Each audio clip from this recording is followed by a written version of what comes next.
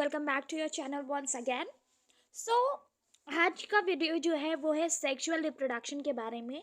हमने हमारे last video में सेक्सुअल रिप्रोडक्शन के बारे में ऑलरेडी डिस्कस कर लिया था। हमने टाइप्स देखे थे, छोटी छोटी डिटेल्स को मैंने एनसीईआरटी के निकाल कर आपको समझाया था। सो अगर आपने अभी तक वो वीडियो नहीं देखा है तो प्लीज़ चैनल पर जाकर वो वीडियो देखिए, क्योंकि वो वीडियो बहुत ही बेसिक है एंड आपको ईजिली समझ में आने वाला है। क्योंकि हम फर्स्ट चैप्टर पढ़ रहे हैं तो बेसिक्स क्लियर होने बहुत ज़्यादा ज़रूरी है, क्योंकि आगे के जो चैप्टर है हम उनमें बेसिक्स की बात नहीं कर पाएंगे। तो अगर हमें अपॉर्चुनिटी मिली है so we need to compel that opportunity. आज का टॉपिक जो होने वाला है वो है सेक्सुअल रिप्रोडक्शन के बारे में।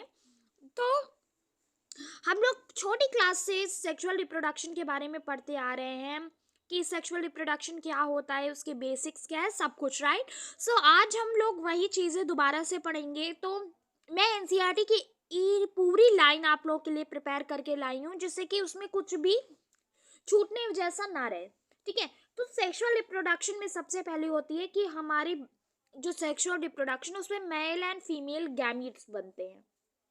और ये गैमीट्स कौन बनाता है? दो अलग अलग इंडिविजुअल्स होते हैं, मेल एंड फीमेल, जो कि ऑपोजिट सेक्स के हैं, वो ये गैमीट बनाते हैं, राइट। इसके बाद क्या होता है कि जो मेल गैमीट और फीमेल गैमीट होता है उनका फ्यूजन होता है। फ्यूजन का मतलब क्या है? बेसिकली फ्यूजन का मतलब है कि वो दोनों एक दूसरे से मिल जाते हैं, ठीक है। अगर मैं ये कह रही हूँ कि जैसे ये एक गैमीट है, ठीक है, और एक ये गैमीट है, ये दोनों जब मिल जाएंगे, एक दूसरे से ज्वाइन हो जाएंगे, तो उसे हम उस प्रोसीजर को हम क्या कहते हैं? फ्यूजन कहते हैं, ठीक है। तो और प्रोसेस का अगर हम साइंटिफिक नेम की बात करें तो फर्टिलाइजेशन होता है प्रोसेस का नाम, ठीक है। जो सेक्सुअली रिप्रोड्यूसिंग ऑर्गेनिजम्स होते हैं उनमें सिमिलर पैटर्न होता है, मतलब सिमिलर प्रोसीजर होते हैं, स्टेप्स जो होती है, स्टेजेस जो होते हैं वो सेम रहते हैं, ठीक है। यहाँ पर जो मेन दिया हुआ है, in sexual reproduction fusion of male and female gamete result in offspring production that are not identical to parents.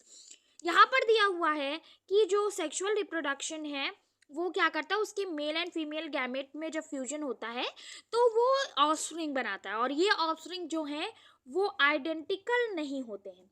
Specifically ये क्यों दिया है, किसी के दिमाग में ये बात आई कि इसमें ये क्यों दिया है कि identical, not identical to parents? क्योंकि हमने एसेक्सुअल रिप्रोडक्शन में पढ़ा था कि जो हमारी प्रजनी बनती है, नए ऑफस्प्रिंग्स बनते हैं, वो आइडेंटिकल होते हैं। तो यहाँ पर एक पेरेंट इन्वॉल्व है, जिस वजह से हम ये कह रहे हैं कि जो ऑफस्प्रिंग बनेंगे उनमें वेरिएशन आ जाएगा। क्या आ जाएगा? वेरिएशन आ जाएगा। तो इस वजह से जो ऑफस्प्रिंग बनेगी वो आइडेंटिकल नहीं होगी। पर एसेक्सुअल रिप्रोडक्शन में कितना पेरेंट इन्वॉल्व था? सिंगल पेरेंट इन्वॉल्व था। सिंगल पेरेंट इन्वॉल्व होने की वजह से वेरिएशन के चांसेस कम हो जाते हैं, ठीक है, क्योंकि वहां पर एक ही टाइप के जीन रहेंगे, बट दो पेरेंट्स है तो दो डिफरेंट टाइप के जीन्स का फ्यूजन होता है, तो उसमें से जो डोमिनेंट जीन होती है वो भाई आ जाती है ऑफस्प्रिंग में। उसके साथ जो रेसेसिव होती है वो भी कहीं ना कहीं अपने आप को एक्सप्रेस करती है। तो इस वजह से यहाँ पर ये दिया गया है that they are not, offspring are not identical to parents. Clear? अब बहुत सारे फेजेस हैं जो सेक्सुअल रिप्रोडक्शन में दिए हुए हैं। सबसे पहला फेज है जुवेनाइल फेज। जुवेनाइल फेज जो होता है ये क्या होता है बेसिकली कि ये पीरियड होता है बर्थ से सेक्सुअल मैच्योरिटी तक का, मतलब कि बर्थ होने से बेबी से लेकर वो एज जब तक आप सेक्सुअली मैच्योर नहीं हो जाते हो, सेक्सुअली एक्टिव नहीं हो जाते हो, तो उस फेज को हम क्या कहते हैं? जुवेनाइल फेज कहते हैं, ठीक है। ये जुवेनाइल फेज जो है ये किसके केस में है? एनिमल के केस में है, इन केस ऑफ एनिमल, ठीक है, एनिमल के केस में है। पर अगर यही चीज आपके प्लांट में हम देखते हैं, अगर प्लांट की बात करते हैं तो प्लांट में इसे हम वेजिटेटिव फेज कहते हैं, ठीक है। मतलब कि जब वो रिप्रोडक्शन की मैच्योरिटी लेवल पर आ जाता है तो उस फेज को हम वेजिटेटिव फेज कहते हैं। यानी कि जो एंड होता है जुवेनाइल या वेजिटेटिव फेज का, वो क्या करता है? रिप्रोडक्टिव फेज की स्टार्टिंग को डिनोट करता है। मतलब आपने बर्थ लिया, किसी ऑर्गेनिज्म का बर्थ हुआ, ठीक है, मैं इसको समझाती हूँ आपको। किसी ऑर्गेनिज्म का बर्थ हुआ, उसके बाद जब वो मैच्योर हो गया कि अब वो सेक्सुअली रिप्रोड्यूस कर सकता है, उस फेज को हम क्या कहते हैं? जुवेनाइल फेज कहते हैं। लेकिन आपका जब जुवेनाइल फेज, ये फेज जो है वो एंड होता है, तब रिप्रोडक्टिव फेज स्टार्ट होता है। ठीक है, तो ये समझ में होना चाहिए कि रिप्रोडक्टिव फेज का स्टार्ट हुआ है। रिप्रोडक्टिव फेज तब स्टार्ट होगा जब जुवेनाइल फेज एंड होगा। क्लियर? नेक्स्ट है, वो है रिप्रोडक्टिव फेज। रिप्रोडक्टिव फेज वो फेज होता है जिसमें आपका जो प्लांट है वो या तो फ्लावरिंग स्टार्ट करता है, और या फिर आपका जो एनिमल है वो रिप्रोड्यूस करने के लिए रेडी हो जाता है। जैसे कि कुछ प्लांट्स होते हैं जो कि एक पर्टिकुलर सीजन में फ्लावरिंग शो करते हैं, और कुछ होते हैं जो ऑल सीजन्स में शो करते हैं। ठीक है, वही कुछ सर्टेन प्लांट्स होते हैं जो कि एक ही बार अपनी पूरी लाइफ साइकिल में रिप्रोड्यूस करते हैं, जैसे बैम्बू का प्लांट। ये 50 to 100 ईयर्स की लाइफ स्पैन होती है इसकी, उसमें एक बार रिप्रोड्यूस करता है। ठीक है, एक प्लांट होता है स्टोरीब्लैंथस क्यूथियाना, जिसे हम हमारी कॉमन लैंग्वेज में नीला कुरुंजी भी बोलते हैं। वो क्या करता है, 12 साल में एक बार उसमें फूल आता है। तो इस तरीके से ये रिप्रोडक्टिव फेज है उसका, क्योंकि जब वो रिप्रोड्यूस करता है उसके बाद ही क्या है कि रिप्रोडक्टिव फेज के बाद ये पोस्ट रिप्रोडक्टिव इवेंट्स है। फ्लावर का आना, सीड का बनना, फ्रूट का बनना। तो ये फ्लावर जो है, फ्लावर आ रहे हैं बैम्बू एंड नीला कुरंजी में, तो वो क्या है कि रिप्रोडक्टिव फेज की एंडिंग में आ रहा है। तो मतलब वो रिप्रोडक्टिव फेज चल रहा है उस प्लांट का। ठीक है, एक पॉइंट मैंने यहाँ पर इंक्लूड किया है आपके लिए कि जो फीमेल प्लेसेंटल एनिमल्स होते हैं, प्लेसेंटल एनिमल्स का मतलब है मैमल्स जो कि डायरेक्टली बेबीज़ को बर्थ करते हैं, उनमें बहुत सारे चेंजेस होते हैं। चेंजेस कहाँ कहाँ पर ऑब्जर्व किए जाते हैं, ये इंपॉर्टेंट पॉइंट है, तो इसको याद रखना है आपको। चेंजेस ऑब्जर्व किए जाते हैं उनकी ओवरीज में, आपको चेंजेस दिख सकते हैं उनके एसेसरी ग्लैंड्स में, साथ ही साथ आपको हार्मोनल डिसबैलेंसी भी दिखती है, जिसकी वजह से उनके बिहेवियर में चेंज आता है। वो ज़्यादा हैप्पी हो सकती हैं एट द मोमेंट, और just in a 5 second they can be sad और something. That is also responsibility to hormonal changes. Clear? Okay, so इसी फेज में जो सबसे बड़ा चेंज होता है वो मेंस्ट्रुअल साइकिल के टाइम ऑब्जर्व होता है। ठीक है, menstrual cycle is one of the most important cycles और the part in females body structure में सबसे ज़्यादा इंपॉर्टेंट जो चेंज होता है वो मेंस्ट्रुअल साइकिल के टाइम ही देखने को मिलता है। ठीक है, जनरली कहाँ पर ये देखने को मिलता है? आपको ये देखने को मिलेगा मंकीज में, एप्स में, इन सारी चीज़ों में, एनिमल्स में बेसिकली देखने को मिलेगा, क्योंकि ये बेबीज को बर्थ करते हैं। ह्यूमन बीइंग्स जो हैं ये सब बच्चों को डायरेक्ट बर्थ करती हैं फीमेल्स। तो ये जो साइकिल है ये किन में देखने को मिलेगी आपको? फीमेल्स में। याद रखनी है, छोटी छोटी डिटेल्स हैं बट आगे बहुत काम आएंगी आपके। अभी हम एक चैप्टर पढ़ेंगे रिप्रोडक्टिव हेल्थ से रिलेटेड, जहाँ पर आपको सब कुछ पढ़ना है रिप्रोडक्टिव फेजेस से रिलेटेड। तो आप इन सारी चीज़ों को याद रखोगे, that would be more helpful to you in that case. ठीक है, अब आगे देखते हैं कि इनमें 3 फेजेस होते हैं साइकिल में जो हमें पढ़ने होते हैं। पहला मेंस्ट्रुअल होता है, दूसरा प्रोलिफरेटिव फेज होता है, और थर्ड होता है सिक्रेटरी फेज। ठीक है, इसमें साइकिल में बेसिकली क्या होता है कि जो ब्लड होता है वो हमारी बॉडी से रिमूव होता है फीमेल की बॉडी में। बेसिकली ये सिर्फ ब्लड नहीं होता है, ये एंडोमेट्रियम वॉल होती है, कहाँ की? आपके यूट्रस की, जो कि अपने आप को प्रिपेयर कर लेती है किसके लिए? इम्प्लांटेशन के लिए। जब फीमेल की बॉडी में फर्टिलाइजेशन नहीं होता है तो वो एंडोमेट्रियम ब्रेक हो जाती है। जब वो एंडोमेट्रियम ब्रेक होती है देन उस टाइम वो ब्लड के थ्रू बाहर आ जाती है, और उसी के साथ वो वेस्ट एग भी बाहर आ जाता है जो फीमेल की बॉडी में बना होता है, बट वो क्या है कि फर्टिलाइज नहीं हो पाया है। तो वो एंडोमेट्रियम वॉल ब्रेक हो जाती है जो ब्लड के थ्रू बाहर आ जाती है। वो हाईली सप्लाइड वॉल होती है जहाँ से प्लेसेंटा बनता है और बेबी को नरिशमेंट मिलता है। ठीक है, यहाँ पर क्या है कि जो फीमेल होती है वो कॉपुलेशन को परमिट नहीं करती है ड्यूरिंग मेंस्ट्रुअल फेज और साइकिल। तो मेंस्ट्रुअल फेज जो है उस टाइम जो फीमेल है वो कॉपुलेशन को नहीं एग्री करती है, because that is the most reproductive phase of the cycle. यहाँ पर बेसिकली क्या होता है कि फीमेल की बॉडी में रेगुलरली चेंजेस आते हैं, तो उस टाइम वो अवॉइड करती है मेंस्ट्रुअल साइकिल के टाइम कॉपुलेशन को, ठीक है। That is also directed by the WHO that female should avoid copulation during reproductive system renewal, जिसको हम बोल सकते हैं मेंस्ट्रुअल साइकिल। क्लियर।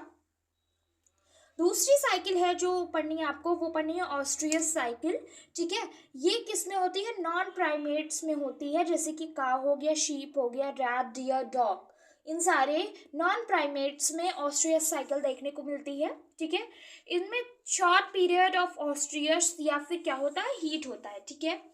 तो इसमें 12 to 24 आवर्स जो होते हैं वो काव फॉलो करती है एनऑस्टियस और पैसिव पीरियड, ठीक है।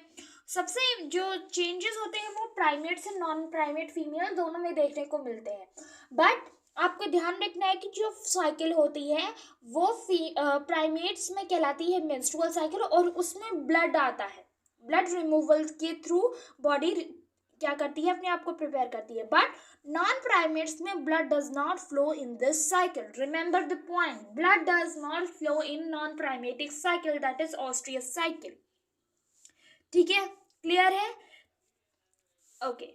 तो आते हैं कि जो इम्पोर्टेंट चीज़ है, हमने प्राइमेट्स वाले में देखा था कि जो एंडोमेट्रियम था वो ब्रेक हुआ, एंड देन ब्रेक होने के बाद बॉडी से ब्लड के थ्रू बाहर निकल गया था, बट जो ऑस्ट्रियस साइकिल है, जैसे कि नॉन प्राइमेट्स में एग्जाम्पल फॉर काउ, तो काउ में क्या है कि ये जो एंडोमेट्रियम ब्रेक होगी वो रीएब्जॉर्ब्ड हो जाती है। क्या हो जाती है? रीएब्जॉर्ब्ड हो जाती है। रीएब्जॉर्ब का मतलब वापस से बॉडी में ही यूज कर ली जाती है कहीं ना कहीं, क्योंकि वो बहुत ही हाईली न्यूट्रिशियस होती है, ठीक है। तो ये याद रखना है कि प्राइमेट वाले में एंडोमेट्रियम बॉडी से बाहर आ जाती है वाया ब्लड, बट जो हमारे नॉन प्राइमेटिक साइकिल है, जैसे हम ऑस्ट्रियस साइकिल बोलते हैं बेसिकली, वहां पर एंडोमेट्रियम रीएब्जॉर्ब हो जाती है, ठीक है। नॉन प्राइमेट्स में जो फीमेल्स होती हैं वो कॉपुलेशन सिर्फ और सिर्फ ऑस्ट्रियस पीरियड के टाइम ही अलाउ करती हैं। क्या है यहाँ पर कहने का क्या मतलब है? मैंने आपको मेंस्ट्रुअल साइकिल में बताया था कि जो फीमेल्स होती हैं वो मेंस्ट्रुअल साइकिल के टाइम कॉपुलेशन को अलाउ नहीं करती हैं, बट यहाँ पर नॉन प्राइमेट वाले में ऑस्ट्रियस साइकिल में आपकी जो फीमेल्स हैं वो आपका क्या है, कॉपुलेशन को अलाउ करती हैं सिर्फ और सिर्फ इसी पीरियड में। ये जो पीरियड होता है इसी पीरियड में अलाउ करती हैं, इसके अलावा जो टाइम पीरियड रहता है पूरा साइकिल, उसमें वो कॉपुलेशन अलाउ नहीं करती है। क्लियर है? ठीक है। यहाँ पर एक पॉइंट मैंने जो दिया हुआ है वो ये आपको ध्यान से पढ़ना है।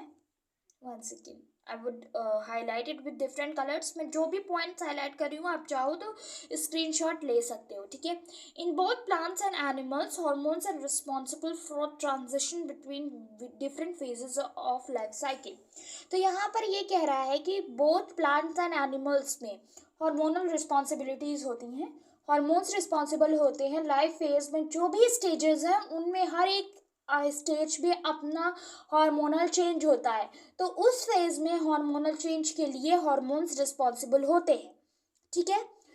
यहाँ पर एक इम्पॉर्टेंट पॉइंट दिया हुआ है जो आपको देखना है कि जो हार्मोन्स और इन्वायरमेंटल फैक्टर का इंट्रैक्शन होता है वही रिप्रोडक्टिव प्रोसेस को रेगुलेट करता है। क्लियर? रेगुलेट करता है। माइंड इट कि आपके बॉडी में अगर हार्मोनल चेंज नहीं हो रहा है, इन्वायरमेंटल कंडीशन फेवरेबल है रिप्रोडक्शन के लिए, तो वहाँ पर रिप्रोडक्शन नहीं होगा, क्योंकि हार्मोन एंड इन्वायरमेंटल कंडीशन दोनों एक दूसरे के डायरेक्टली प्रोपोर्शनल है। They have to be equal for carrying out reproductive phase, ठीक है। तो ये इंपॉर्टेंट पॉइंट है, इसको आपको याद रखना है। Okay, coming to senescent phase. Senescent phase क्या होता है? That is the end of reproductive phase, just मान कर लो। और ये ओल्ड एज होता है बेसिकली, जो कि एक एंड के बाद डेथ तक जो फेज होता है वो सेनेसेंट फेज कहलाता है। क्लियर हो गया? तो हमने 3 फेजेस पढ़े हैं, juvenile, reproductive and senescent. Reproductive phase में हमने 2 साइकिल्स पढ़ी हैं, मेंस्ट्रुअल साइकिल जो कि प्राइमेट्स में होती है, उनमें एंडोमेट्रियम बॉडी से बाहर आ जाती है थ्रू ब्लड, और वहाँ पर क्या है कि फीमेल इस साइकिल के टाइम कॉपुलेशन अलाउ नहीं करती है। वही जो हमने दूसरी साइकिल पढ़ी थी ऑस्ट्रियस साइकिल, वो नॉन प्राइमेट्स में होती है, for example cow, sheeps, and female जो है वो इसी साइकिल के टाइम रिप्रोडक्शन अलाउ करती है, कॉपुलेशन अलाउ करती है, और एंडोमेट्रियम बॉडी में रीयूज कर ली जाती है। ठीक है, अब आता है इवेंट्स इन सेक्सुअल रिप्रोडक्शन।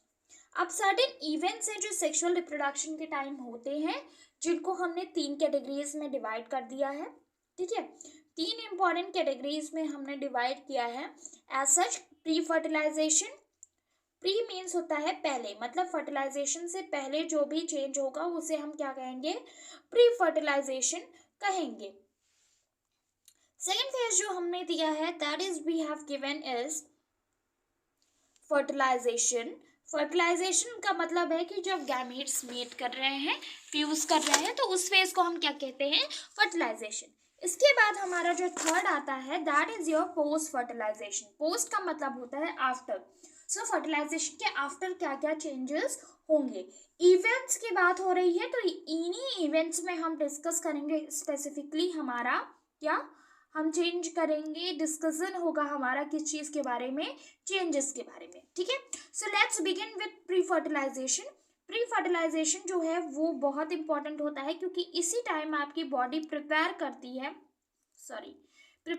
है फॉर फर्टिलाइजेशन। ठीक है, तो प्री फर्टिलाइजेशन में क्या होता है कि जो भी इवेंट्स होते हैं किससे पहले, फ्यूजन ऑफ गैमीट से पहले, वो प्री फर्टिलाइजेशन में लिए जाते हैं। ठीक है, तो इसमें 2 जो है मेन वो ये हैं कि सबसे पहला है गैमीटोजेनेसिस। गैमीटोजेनेसिस का मतलब है, ये 2 वर्ड से बना है, गैमीट एंड जेनेसिस। तो गैमीट का मतलब आप सबको पता है एक सिंगल सेक्सुअल सेल होती है, और जेनेसिस का मतलब होता है बनना। तो उस सेक्सुअल सेल के बनने के प्रोसेस को हम गैमीटोजेनेसिस कहते हैं। ठीक है, फीमेल में इसे oogenesis कहते हैं क्योंकि वहाँ पर एग बनता है, और मेल में इसे स्पर्मेटोजेनेसिस कहते हैं क्योंकि वहाँ पर स्पर्म बनता है। ठीक है, उसके बाद प्री फर्टिलाइजेशन में हमारा इंक्लूड होता है गैमीट ट्रांसफर। ठीक है, ये भी क्या है, प्री फर्टिलाइजेशन इवेंट है, right. So let's discuss these 2 one by one. सबसे पहला है गैमीटोजेनेसिस। ठीक है, तो यहाँ पर सीधा सीधा मैंने इसीलिए लिखा है, मैंने कुछ भी घुमा फिरा के नहीं लिखा है कि आपको ना समझ में आए। इंग्लिश उतनी ही लिखी है मैंने जितनी कि एक नॉर्मल चाइल्ड को आती है। अगर उसको इंग्लिश नहीं भी आती है फिर भी वो समझ जाएगा, और मैं पूरा का पूरा हिंदी में एक्सप्लेन कर रही हूँ गाइस, तो मुझे नहीं लगता है कि कोई भी डाउट होना चाहिए। अगर फिर भी है तो आप कमेंट में डेफिनेटली पूछ सकते हो, I will solve your problems, no doubt in that. Okay, so हम गैमेटोजेनेसिस की बात कर रहे हैं। तो बेसिकली गैमेटोजेनेसिस क्या है, गैमेटोजेनेसिस एक प्रोसेस है जिससे क्या है कि मेल एंड फीमेल गैमेट बनते हैं। Clear, mail and female gamete का बनना सबसे इंपॉर्टेंट है सेक्सुअल रिप्रोडक्शन को स्टार्ट करने में, राइट। तो जो गैमेट्स होती हैं वो हैप्लॉइड सेल्स होती है। माय डियर चिल्ड्रन, ये बहुत कॉमन क्वेश्चन है पर अक्सर बच्चे इसमें गलत करते हैं। Your gametes are haploid cells. ठीक है, हैप्लॉइड सेल्स हैं ये, और वो भी क्या है कि सिमिलर हो या डिसिमिलर हो सकते हैं स्ट्रक्चर में। ठीक है, एग्जाम्पल एक मैंने यहाँ पर दिया है एल्गी का। तो एल्गी में क्या है कि गैमेट्स जो हैं वो सिमिलर स्ट्रक्चर होते हैं। अब यहाँ पर स्ट्रक्चर की बात की जा रही है, तो ये याद रखना है यहाँ पर मॉर्फिजिकल स्ट्रक्चर की बात की जा रही है। आई थिंक मेरी स्क्रीन में कुछ प्रॉब्लम हो गई है, इसलिए मैं ज़्यादा राइटिंग आज नहीं कर पाऊँगी, क्योंकि मुझे लग रहा है कर्सर में कुछ इशू आ गया, वो बार बार उल्टा मूव करने लग रहा है। सो आप समझने की कोशिश करना मैं क्या कह रही हूँ। बेसिकली मेरा ये कहने का मोटिव है यहाँ पर कि जो एल्गी हैं उनके गैमेट्स जो हैं वो सेम होते हैं, चाहे वो मेल का हो या फीमेल का हो, वो सेम स्ट्रक्चर का होता है। स्ट्रक्चर यहाँ पर बात की जा रही है फिजिकल मॉर्फोलॉजी की, वो सर्कुलर है या रेक्टेंगुलर है या व्हाटएवर इज स्ट्रक्चर। ठीक है, तो यहाँ पर क्या है कि अगर सिमिलर स्ट्रक्चर है, माइंडेड मैं जो भी बता रही हूँ बहुत इंपॉर्टेंट है आपके पर्पस के लिए, ठीक है। अगर सिमिलर स्ट्रक्चर है तो उसे हम आइसोगैमस या होमोगैमस कहते हैं। अच्छा, आपने होमोगैमस एंड हेट्रोगैमस सोल्यूशन के बारे में पढ़ा है। तो अगर सिमिलर स्ट्रक्चर है तो उसे होमोगैमीट्स हम बोलते हैं, जिसे हम आइसोगैमीट्स भी रेफर करते हैं, ठीक है। उनमें क्या है कि जो हायर ऑर्गेनिजम्स हैं, यहाँ पर मैंने पॉइंट दिया है कि जो हायर ऑर्गेनिजम्स हैं वो क्या है कि सेक्सुअली रिप्रोड्यूस करते हैं, तो उनमें दो गैमेट्स बनते हैं, दोनों अलग अलग जेंडर वाले ऑर्गेनिज्म में बनते हैं, तो उनकी मॉर्फोलॉजी सेम नहीं होती है, वो डिफरेंट होते हैं, इस वजह से उन्हें हेट्रोगैमीट्स बोलते हैं, ठीक है। और मेल गैमेट्स को हम एंथ्रोजॉइड्स कहते हैं या फिर स्पर्म कहते हैं, और फीमेल गैमेट को हम ओवम या एग कहते हैं। तो आई थिंक कि अभी तक की स्लाइड में सब कुछ अच्छे से क्लियर हो गया होगा।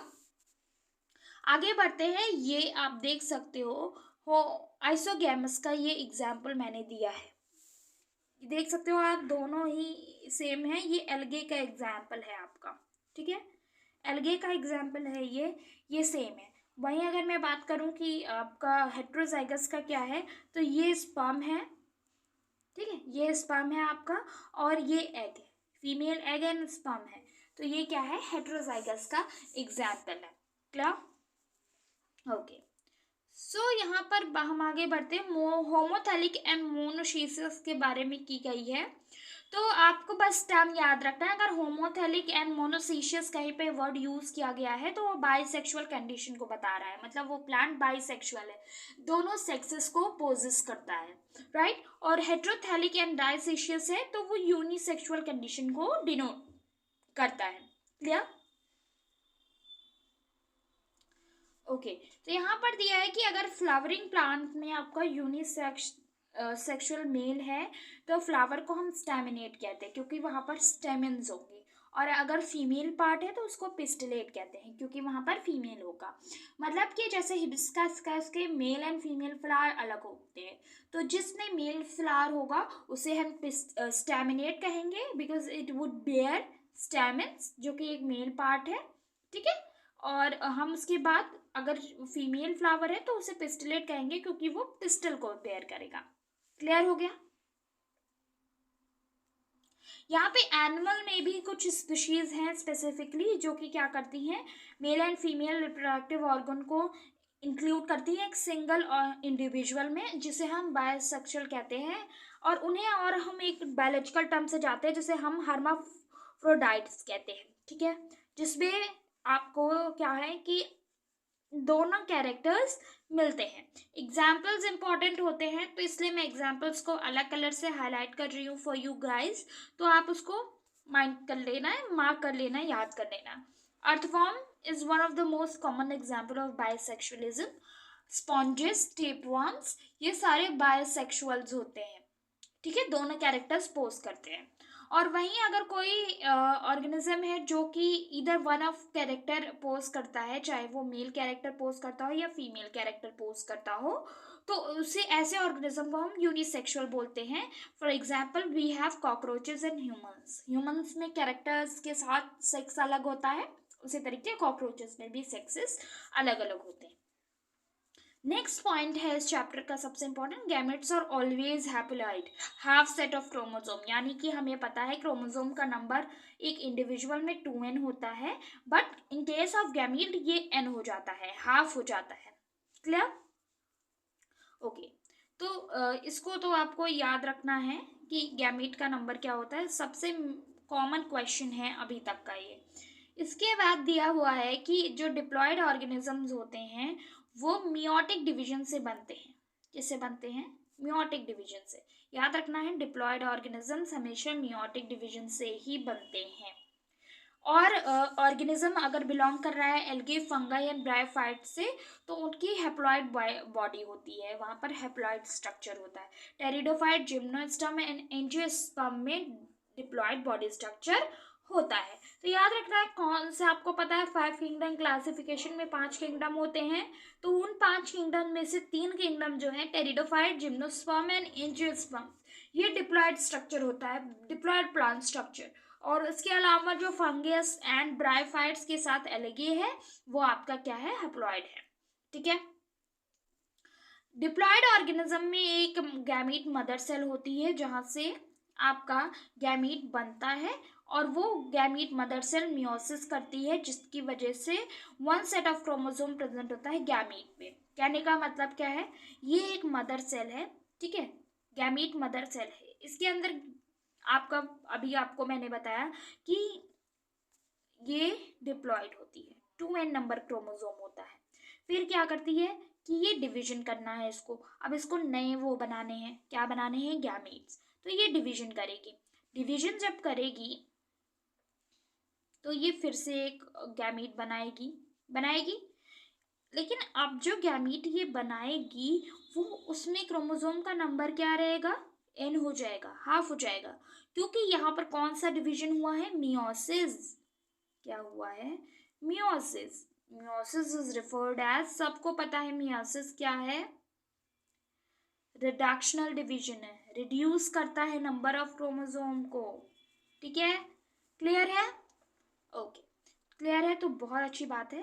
सेकेंड पॉइंट आपका जो है फर्टिलाइजेशन वाले में, प्री फर्टिलाइजेशन इवेंट्स हम पढ़ रहे थे उसमें, तो सेकेंड है आपका जो इंक्लूड किया जाता है इवेंट, वो है गैमीट ट्रांसफर। गैमीट ट्रांसफर के लिए इम्पॉर्टेंट है कि आपका जो गैमीट है वो मूव कर रहा है कि नहीं। तो मेजॉरिटी ऑफ ऑर्गेनिज्म में मेल गैमीट मूव करता है और फीमेल गैमीट नॉन मोटाइल होता है, ठीक है। बट जो एक्सेप्शन है वो क्या है, फंगस एंड एल्गे में है, इनमें क्या है कि दोनों गैमीट मोटाइल होते हैं। अगर आपको याद करना है तो आप ये याद रखो कि ह्यूमन में जो स्पर्म होता है उसकी एक टेल होती है जिस वजह से वो मूव करता है, और जो गैमीट होता है उसकी टेल नहीं होती है, तो वो स्टिल रहता है। तो जो स्पर्म है वो मूव कर कर कहाँ तक जाता है, एग के पास तक जाता है, ठीक है, ओके। सिंपल प्लांट्स जो है, algae, fungus, bryophytes and pteridophytes जो है, वो वाटर मीडियम को यूज करते हैं, किस लिए, अपने गैमीट्स को मूव करवाने के लिए, ठीक है। और ये इन तीनों में जो सिंपल प्लांट स्ट्रक्चर है उनमें मेल गैमीट्स का नंबर ज़्यादा होता है as compare to female gametes, ठीक है, क्योंकि मेल गैमीट्स जो हैं वही सिर्फ मोटाइल होते हैं। तो इन दैट केस जो max of the male gametes हैं वो फेल हो जाते हैं फीमेल तक पहुंचने के लिए। In order to secure the fertilization, large number of males are produced, ठीक है। हायर प्लांट्स में जो होता है वो पोलन ग्रेन जो है वो ट्रांसफर किया जाता है थ्रू पोलन ट्यूब, राइट, और इस प्रोसेस को क्या कहते हैं हम, फर्टिलाइजेशन, क्लियर। ये हम पढ़ने वाले हैं हमारे कौन से chapter, morphology of flowering plant, I think that is the specific chapter जहाँ पर हम प्लांट के बारे में डिस्कस करेंगे, ओके। यहाँ पे जनरल चीज़ें हैं, आप रीड कर लेना, क्योंकि मुझे आपको पढ़ाना है ये, तो मैं एक स्पेसिफिक चैप्टर में पढ़ाऊँगी। यहाँ पर मैंने पॉलिनेशन के बारे में बताया है, जिसमें आप मेल जो पोलन ग्रेन है उसको फीमेल पर ट्रांसफ़र करवाते हो via medium of insect, air, water या फिर ह्यूमंस, तो उसे हम उस प्रोसेस ऑफ ट्रांसफरिंग को कहते हैं पॉलिनेशन, ठीक है, ओके। थर्ड है फर्टिलाइजेशन। तो आपको फर्टिलाइजेशन के बारे में पता ही है, जब मेल फीमेल एक दूसरे के आसपास पहुंच जाएंगे तो वो फ्यूज़ करेंगे, उस प्रोसेस को हम क्या कहते हैं, फर्टिलाइजेशन कहते हैं। ये क्या होता है कि एक डिप्लॉयड स्ट्रक्चर बनाने में रिस्पॉन्सिबल होता है, जिसे हम जाइगोट कहते हैं। कैसे जाइगोट डिप्लॉयड हो गया, जब n number of female and n number of mail join होंगे तो क्या बनेगा, 2n बन जाएगा ना, तो ये 2n क्या है, जाइगोट है, ठीक है, क्लियर, वन सेकेंड, ओके। यहाँ पर जो इम्पॉर्टेंट चीज़ है वो ये है, पेरेंथोजेनेसिस क्या होता है। सो पेरेंथोजेनेसिस जो होता है वो बहुत इंपॉर्टेंट टॉपिक है। ये ऐसा प्रोसेस होता है जिसमें न्यू ऑर्गेनिज्म बनता तो है बट फर्टिलाइजेशन का प्रोसेस नहीं होता है, तो ऐसे डेवलपमेंट को क्या कहते हैं, पेरेंथोजेनेसिस बोलते हैं। कहाँ पर होता है, जनरली लिजार्ड्स में होता है, रोटिफर्ड्स में होता है, रैबिट्स वगैरह में, आपका हनी बी में होता है, क्लियर, ओके। फर्टिलाइजेशन में आपको ये जानना ज़रूरी है कि एक्सटर्नल फर्टिलाइजेशन और इंटरनल फर्टिलाइजेशन क्या होता है। एक्सटर्नल फर्टिलाइजेशन वो फर्टिलाइजेशन होता है जो कि फीमेल की बॉडी से बाहर होता है, और फीमेल की बॉडी से बाहर होता है तो वहाँ पर लार्ज नंबर ऑफ गैमीट्स को प्रोड्यूस किया जाता है बॉडी से बाहर, जिससे कि वो क्या हो सके, फर्टिलाइजेशन हो सके। क्योंकि जो बेसिकली आप ये कह सकते हो कि जब आपके गैमेट्स फीमेल की बॉडी से बाहर रहते हैं तो उनमें हाई रिस्क रहता है प्रेडेटर्स के अटैक का। तो इसीलिए लार्ज नंबर पे आपको इन्हें प्रोड्यूस किया जाता है एक्सटर्नल फर्टिलाइजेशन के केस में, ताकि अगर कुछ अटैक वगैरह हो प्रेडेटर्स का, उसके बाद भी कुछ न कुछ जो परसेंटेज है वो फर्टिलाइज कर सके और स्पीशीज की कंटिन्यूटी मेंटेन हो सके। एग्जाम्पल में आपको याद रखना है एम्फीबियंस में और बोनीफिशेस में होता है। Amphibians for example your frog, तो फ्रॉग वगैरह में ये क्या है कि देखने को मिलता है। Internal fertilization, maximum of the organism internal fertilization prefer करते हैं, जैसे कि आपके मेल एंड फीमेल के केसेस में ह्यूमन बींग्स हैं, ठीक है। यहाँ पर मेल जो है वो क्या करते हैं, ट्रैवल करके फीमेल की बॉडी में एग के पास तक जाते हैं और वहाँ पर फर्टिलाइजेशन होता है। यहाँ पर क्या है कि जो ओवा है वो लेस नंबर में प्रोड्यूस होता है, बट जो मेल गैमीट है वो ज़्यादा नंबर में प्रोड्यूस किया जाता है। क्यों? क्योंकि जो फीमेल है की बॉडी है उसमें एग सेफ है, बट जो मेल की बॉडी है उससे हमारा गैमीट निकलकर फीमेल की बॉडी में जा रहा है, तो वहाँ पर चांसेस हो सकते हैं कि जो गैमीट्स हैं वो वेस्ट हो जाए या फिर डैमेज हो जाए। तो ensure the fertilization large number of male gametes are produced. Example birds and mammals, ठीक है। अब है हमारा पोस्ट फर्टिलाइजेशन इवेंट। तो I think the video is going to long, so we will be discussing post fertilization event in next video. So if you like the video, hit the like button, do share it with your friends, subscribe to the channel, and soon we will meet in next video guys. Till then, bye bye, take care.